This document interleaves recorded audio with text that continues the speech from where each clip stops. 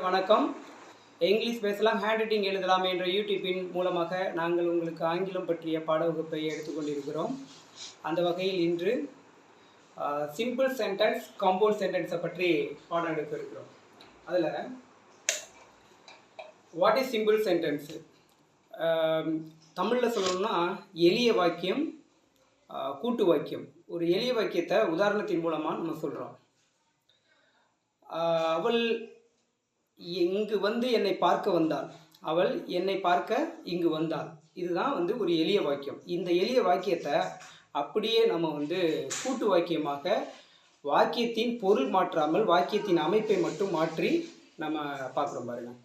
அவள் இங்கு வந்து என்னை பார்த்தாள், இது கூட்டு வாக்கியமாக இருக்குது. இதை எக்ஸாம்பிள் சென்டென்ஸ் மூலமாக இங்கிலீஷில் பார்க்கலாம். she came here and to see me அப்படின்னு சொல்கிறோம். she came here to see me என்பது சிம்பிள் சென்டென்ஸ். இதை சிம்பிள் சென்டென்ஸை காம்பவுண்ட் சென்டென்ஸாக வாக்கியத்தோட மீனிங், சென்டென்ஸ் மீனிங் சேஞ்ச் ஆகாமல் சென்டென்ஸ் ஸ்ட்ரக்சரை மட்டும் சேஞ்ச் பண்ணுறோம். she came here and saw me என்பது தான் இந்த சிம்பிள் சென்டென்ஸோடைய compound sentence changes. Second examples தமிழில் நம்ம சொல்லணும்னா, கடுமையாக உழைத்தும் அவன் வெற்றி பெறவில்லை. இது சிம்பிள் சென்டென்ஸ், எளிய வாக்கியம். இதை காம்பவுண்ட் சென்டென்ஸ் கூட்டு வாக்கியமாக நம்ம மாற்றும் பொழுது, அவன் கடுமையாக உழைத்தான் ஆனால் வெற்றி பெறவில்லை. இதே இங்கிலீஷில் சிம்பிள் சென்டென்ஸ் ஆகும் காம்பவுண்ட் சென்டென்ஸ் ஆகும் பார்க்கலாம். எப்படின்னா, in spite of his hard work he did not succeed. in spite of his hard work he did not succeed அப்படின்னு சொல்கிறோம். இதே compound சென்டென்ஸாக மாற்றணும்னா, he worked hard but he did not succeed. he worked hard but he did not succeed அப்படிங்கிறது தான் இரண்டாவது example.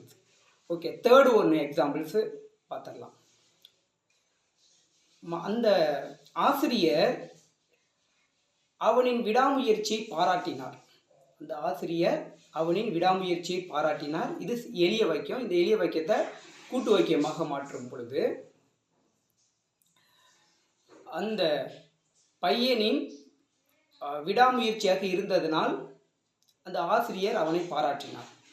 அந்த பையன் விடாமுயற்சியாக இருந்ததனால் அந்த ஆசிரியர் இந்த மாணவனை பாராட்டினா. இது கூட்டு வாக்கியம். இதை இங்கிலீஷில் பார்க்கலாம்.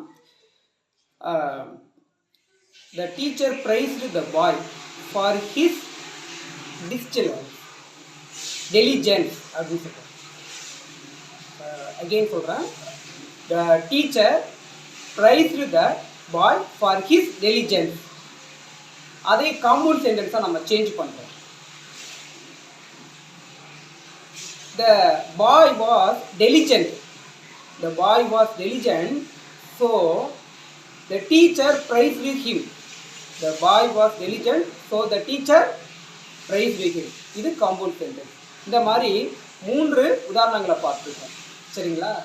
ஆமாம், சிம்பிள் சென்டென்ஸை காம்பவுண்ட் சென்டென்ஸாக மாற்றுவதற்கு 3 உதாரணங்களை பார்த்துருக்கோம். நம்ம இன்னும் இது மாதிரியான உதாரணங்களை அடுத்தடுத்த வாக்கியங்களில் பார்த்து சிம்பிள் சென்டென்ஸ், காம்பவுண்ட் சென்டென்ஸ் எப்படி காம்ப்ளெக்ஸ் சென்டென்ஸாக மாற்றுறதுங்கிறதெல்லாம் அடுத்தடுத்த வகுப்புகளில் பார்க்கலாம். எங்களுடைய யூடியூப் சேனலை சப்ஸ்கிரைப் செய்து மாணவர்களுக்கு பயனுள்ள வகையில் அனைவருக்கும் பகிருமாறு வேண்டி கேட்டுக்கொள்கிறோம். நன்றி, வணக்கம்.